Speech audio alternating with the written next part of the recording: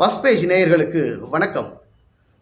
ஓ பன்னீர்செல்வத்தின் தலைமை ஏற்க மூத்த நிர்வாகிகள் தயாராகிட்டு. எடப்பாடி பழனிசாமி எங்களுக்கு எந்த விதமான விஷயமும் ஒரு சலுகையும் செய்யலை. ஆனால் அவர் பொதுச் செயலாளராக வந்த பிறகு எங்களுக்கு நிறைய விஷயம் செய்வாருன்னு வாக்குறுதி கொடுத்தாரு. ஆனால் எங்களுக்கு எதுவுமே செய்யலை. அதனால் நாங்கள் ஓ பன்னீர்செல்வத்துக்கு ஆதரவில் இருக்கிறதாக எடப்பாடி பழனிசாமி தரப்பில் இருந்து விசாரித்த போது, ஆமாங்க, எடப்பாடி பழனிசாமி எங்களுக்கு எந்த விஷயமும் செய்யலைங்க, அதனால் ஓ பன்னீர்செல்வத்தை தலைமை ஏற்றா கட்சியை வழிநடத்துவதற்கு சரியாக இருக்கும், அவர் எல்லாரையும் அட்ஜஸ்ட் பண்ணி போவார், ஒரு ஒருங்கிணைக்கிற தன்மை பார்த்தீங்கன்னா ஓ பன்னீர்செல்வத்துக்கு இருக்குது, எடப்பாடி பழனிசாமிக்கு இது கொஞ்சம் கூட இல்லைங்க, அதனால் நாங்கள் ஓ பன்னீர்செல்வத்தின் வழிகாட்டுதலை அவருடைய தலைமை ஏற்று நாங்கள்லாம் ஒன்றிணைய போகிறோம் அப்படிங்கிற மிகப்பெரிய ஒரு டாக்கு அதிமுகவில் நடந்துக்கிட்டு இருக்கு.